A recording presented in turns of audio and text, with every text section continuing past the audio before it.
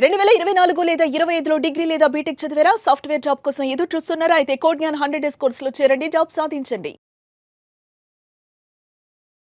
నమస్కారం, welcome to Suman TV. నేను మీ anchor Shri. Software ఉద్యోగులందరికీ ఇది ఒక మంచి రిలీఫ్ ఇచ్చే ఒక న్యూస్ అని చెప్పొచ్చు. అండ్ చాలా మంది కూడా ఐటీ రంగాల్లో ఏదైనా ఒక జాబ్‌కి అప్లై చేసి జాబ్ వచ్చిన ప్రాసెస్‌లో కంపెనీ మనకి బాండ్ పెడుతూ ఉంటుంది. అది 2 ఇయర్స్ అవ్వచ్చు, 3 ఇయర్స్ అవ్వచ్చు, 5 ఇయర్స్ అవ్వచ్చు.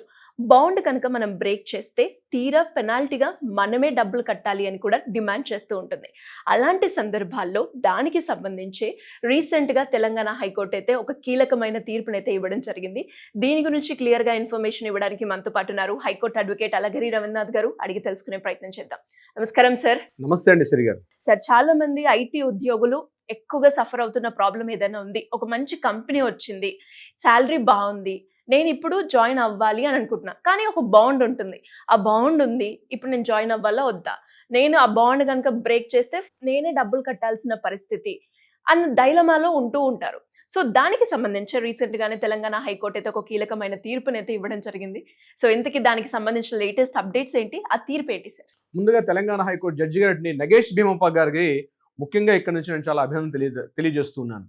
ఆయన ఇచ్చినటువంటి ఒక సంచలనాత్మకమైన తీర్పు, సంచలనం అనే చెప్పొచ్చు. లక్షలాది వ్యక్తులు ఈరోజు సాఫ్ట్వేర్ కంపెనీలో, రకరకాల సాఫ్ట్వేర్ కంపెనీలో రకరకాల ప్యాకేజీల్లో వర్క్ చేస్తూ ఉంటారు. అయితే జాబ్ రావడం ఒక పార్ట్, జాబ్ వచ్చిన తర్వాత వాళ్ళు పెట్టినటువంటి రూల్స్ అండ్ రెగ్యులేషన్స్కి బౌండ్ అవ్వాలి. మనం అక్కడ ఏ రకంగా వాళ్ళు ఏం చేస్తారంటే ఎంప్లాయీ బాండ్ అని ఉంటుంది. మీరు ఇన్ని సంవత్సరాల పాటు మా దగ్గరే వర్క్ చేయాలి, దట్ ఇస్ ద రిస్ట్రిక్షన్. తప్పనిసరిగా నా దగ్గర కూడా చాలా మంది క్లయింట్స్ వస్తే చెప్తారు, సార్ నేను 2 ఇయర్స్కి బాండ్ రాశాను, నేను 4 ఇయర్స్కి బాండ్ రాశాను అని చెప్పి.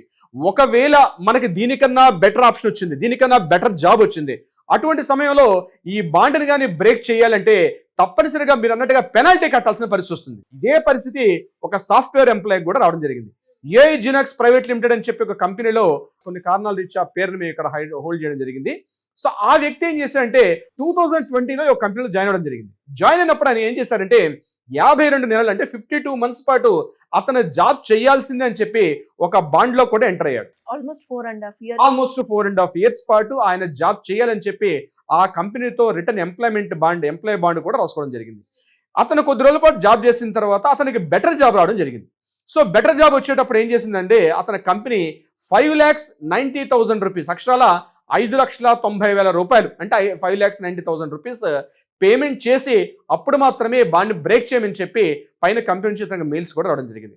అతను దీని ఇది చాలా అన్యాయం అని చెప్పి లేబర్ కోర్టును ఆశ్రయించాడు, లేబర్ కమిషన్ ఆశ్రయించాడు. ఆయన లేబర్ కమిషన్ ఆశ్రయిస్తే లేబర్ కమిషన్ కూడా దీని మీద పెద్దగా స్పందించలేదు. ఇంతేకాకుండా వర్కింగ్ అవర్స్ కూడా 12 to 15 అవర్స్ పాటు వర్క్ చేయమని చెప్పి కూడా పైనుంచి ఏ సంస్థలో అయితే అతను పనిచేస్తున్నాడో ఆ సంస్థ నుంచి అతనికి ఆర్డర్స్ కూడా ఉన్నాయి. సో లేబర్ అవర్స్ మనకి మ్యాక్సిమం ఎక్కడైనా, ఈవెన్ దో ఒక సూపర్వైజర్గా పనిచేసిన లేదా ఒక వాచ్మెన్గా పనిచేసిన ఎక్కడైనా కనీసం 8 to 10 అవర్స్ ఉంటుంది. అట్లాంటిది 12 to 15 అవర్స్ పనిచేయమని చెప్పి అది కూడా కంపెనీ అథెంటికేషన్ రాస్తున్న లెటర్లో 12 నుంచి 15 గంటలు తప్పనిసరిగా పనిచేయాల్సిందే.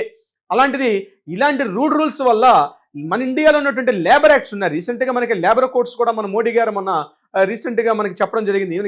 గిగా లేబర్ కోడ్స్ అంటే ఈ ఇటీవల కాలంలో స్విగ్గీ అని, జొమాటో అని ఎవరైతే బాయ్స్ మనకి డెలివరీ బాయ్స్ ఉన్నారో వాళ్ళకు కూడా కొన్ని రిస్ట్రిక్షన్స్ ఇచ్చారు. కానీ అంతకన్నా దారుణం అయిపోయింది సాఫ్ట్వేర్ ఎంప్లాయీస్. అంటే వాళ్ళని ఒక బానిసల్లాగా, ఒక పూర్వకాలం ఎప్పుడు అబ్రహాం లింకన్ గారు పనిచేసినప్పుడు బానిసలు ఎలా అయితే వాళ్ళని ఎలా సంఖ్యలో బంధించి ఇన్ని గంటల పాటు ఎలా అయితే వర్క్ చేసుకుంటారో అట్లాంటిది ఈరోజు సాఫ్ట్వేర్ రంగంలో కొత్తగా, అంటే అప్పుడప్పుడు స్టార్ట్అప్ కంపెనీస్ కావచ్చు, ఇతరత్ర కొన్ని పెద్ద కంపెనీస్ అయితే ఆల్రెడీ రూల్స్ అండ్ రెగ్యులేషన్స్ వాళ్ళ బైలాస్ ఫాలో అవుతారు. కానీ కొత్తగా వచ్చిన స్టార్ట్అప్ కంపెనీస్, ఇప్పుడు ఎదుగుతున్న కంపెనీస్ అయితే మాత్రం వర్కర్స్ తోటి చాలా ఎక్కువగా పని చేయించుకుంటారు. అలాంటిది ఈ కంపెనీలు ఇతను పనిచేసిన విషయం. తర్వాత అతను ఏం చేశాడంటే 5,90,000 రూపీస్ పే చేశాడు. పే చేసి ఆ ఎంప్లాయీ బాండ్ బ్రేక్ చేసిన తర్వాత అతను బయటకు వచ్చి అందరూ ఊరుకున్నట్టుగా, అందరూ మాట్లాడుకున్నట్టుగా సోషల్ మీడియాలో పెట్టకుండా అతను తిన్నగా వచ్చి కోర్టును ఆశ్రయించడం జరిగింది. ఇలాంటి సాఫ్ట్వేర్ కంపెనీస్ జరుగుతున్నాయి కాబట్టి రిలీఫ్ ఇవ్వమని చెప్పి అడిగినప్పుడు దీన్ని సీరియస్, అంటే లేబర్ కమిషన్ కూడా అతను అప్రోచ్ అయ్యాడు. లేబర్ కమిషన్ కూడా దీని మీద పెద్దగా స్పందించలేదు. దాని మీద హైకోర్టుకి తను అప్రోచ్ అయినప్పుడు హైకోర్టులో ఉన్నటువంటి నగేష్ భీంపాక్ గారు, ఏదైతే మన జడ్జి గారు ఉన్నారో, అతను ఇచ్చినటువంటి తీర్పు ఏదైతే ఉందో అద్భుతంగా ఉందని చెప్పొచ్చు. ఎందుకంటే అతను తెలంగాణ గవర్నమెంట్ సూటిగా కొన్ని ప్రశ్నలు వేశారు జడ్జి గారు. తెలంగాణ గవర్నమెంట్ ఇమీడియట్ గా సాఫ్ట్వేర్ ఎంప్లాయీస్ ఏ కంపెనీస్ జాబ్ చేస్తున్నారో వాళ్ళకి ప్రొటెక్షన్ ఇవ్వాలి, వాళ్ళ హెల్త్ పాయింట్ ఆఫ్ వ్యూ అదేవిధంగా ఒక పాలసీ తీసుకోండి. సాఫ్ట్వేర్ కొన్ని లక్షలాది మంది ఈ రోజు మన హైదరాబాద్ కావచ్చు, విశాఖపట్నం కావచ్చు, రకరకాల మన టౌన్స్ లో ఎక్కడెక్కడైతే వర్క్ చేస్తున్నారో వీళ్ళందరికీ ఒక పాలసీ మేటర్ తయారు చేయండి. అసలు గవర్నమెంట్ దగ్గర ఒక పాలసీ మేటర్ ఉందా లేదా? ఈ రోజు 24/7 వర్క్ చేస్తారు, అంటే even though day and night కూడా వర్క్ చేస్తారు. అటువంటి వాళ్ళకి వాళ్ళ హెల్త్ కావచ్చు, అదేవిధంగా వాళ్ళకి సేఫ్టీ అండ్ సెక్యూరిటీ మెజర్స్ ఏమున్నాయి గవర్నమెంట్ దగ్గర, అవన్నీ కూడా ప్రికాషన్ తీసుకోండి. ఎంప్లాయ్మెంట్ బాండ్ తీసుకోవడం అనేది లీగల్గా తప్పు కాదు అని చెప్తూ, బట్ వాటికి కూడా ఒక బైలాస్, ఒక రెగ్యులేషన్స్, ఒక నామ్స్ ఉండాలి. అవి లేకుండా కేవలం ఒక బానిసల్లాగా పనిచేయించడం కరెక్ట్ కాదు. అసలు అటువంటిది ఏదైనా పాలసీ మేటర్ గవర్నమెంట్ దగ్గర ఉందా? ఆ పాలసీ మేటర్ ప్రతి ఒక్క ఐటీ కంపెనీ దాన్ని ఫాలో అవుతుందా లేదా? ఏదైనా ఒక కమిటీ ఉండాలి. అంటే ఏదైనా ప్రాబ్లం ఫేస్ చేస్తున్నారు ఇర్రెస్పెక్టివ్ ఆఫ్ ద కంపెనీ, ఏ కంపెనీలో పనిచేస్తున్నారని కాకుండా అంటే గవర్నమెంట్ దగ్గర ఒక అథారిటీ ఉండాలి. అథారిటీ ఎవరైనా సఫరర్ అయితే ఆ సఫర్ అయిన కంపెనీకి ఇతను వెళ్ళి రిప్రజెంటేషన్ ఇచ్చి నేను పలానా కంపెనీలో సఫర్ అవుతున్నాను, ఈవెన్ దో చిన్న చిన్న వాటికి కూడా యూనియన్స్ ఉన్నాయి, బట్ సాఫ్ట్వేర్ కంపెనీస్కి యూనియన్స్ లేవు. అంటే యూనియన్స్ ఏంటి? ఏదైనా ప్రాబ్లం వస్తే వెళ్ళి ఆ కమిటీ ముందు పెట్టి ఆ కమిటీ ద్వారా తమకున్న ప్రాబ్లమ్స్ సాల్వ్ చేసుకోవడం ఉంది మనకి ఆల్మోస్ట్ రాజ్యాంగం వచ్చినప్పటి నుంచి కూడా ఉంది. కానీ సాఫ్ట్వేర్ ఎంప్లాయీస్ విషయానికి వచ్చినట్లయితే అక్కడ తన బాధితుడిగానే మిగిలిపోతున్నాడు. కంపెనీ ఒక మోనర్గా పనిచేస్తుంది. టైమింగ్ లిమిట్స్ కావచ్చు, శాలరీ పాయింట్స్ ఆఫ్ వ్యూ కావచ్చు, లేదా ఇటువంటి ఎంప్లాయ్మెంట్ బాండ్స్ కానీ వీటిని బ్రేక్ చేయడంలో కానీ వీటిని మరలా పెనాల్టీ చెల్లించుకోవడంలో ఇది లీగల్గా కరెక్టా కాదా?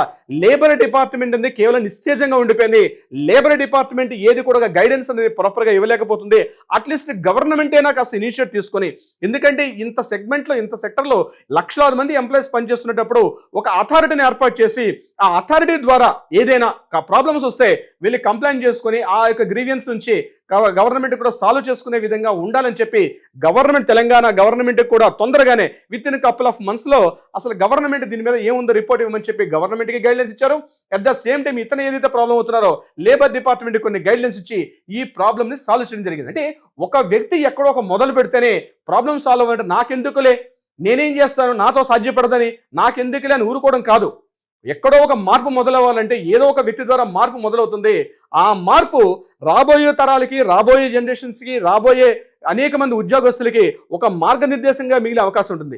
ఈ రోజు నగేష్ బింపా గారు ఇచ్చినటువంటి ఏదైతే జడ్జిమెంట్ ఉందో తప్పనిసరిగా నేను అనుకుంటున్నాను సిరి గారు, రాబోయే మరొక 10 years లో 5 years లో ముఖ్యంగా ఈ సాఫ్ట్వేర్ ఇండస్ట్రీలో ఏదైతే స్టక్ అయిపోయినాయో అంటే బైలాస్ కావచ్చు, నామ్స్ కావచ్చు, ఒక రిలీఫ్ దొరికే అవకాశం ఉంది.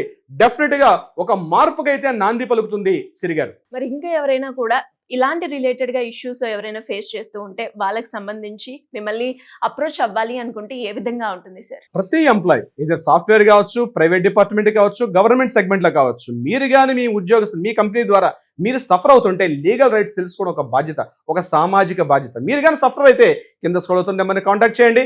తప్పనిసరిగా సలహా సంప్రదింపులకి లీగల్ టీం మీకు ఎప్పుడు అందుబాటులో ఉంటారు. అది కాకుండా కోర్టులో ఏదైనా వివాదాలు ఉంటే తప్పనిసరిగా వాటికి పరిష్కారం దిశగా కూడా ప్రయత్నం చేస్తారు మన లీగల్ టీం. శ్రీ గారు, thank you sir, thank you so much. Thank you so much అండి శ్రీ గారు.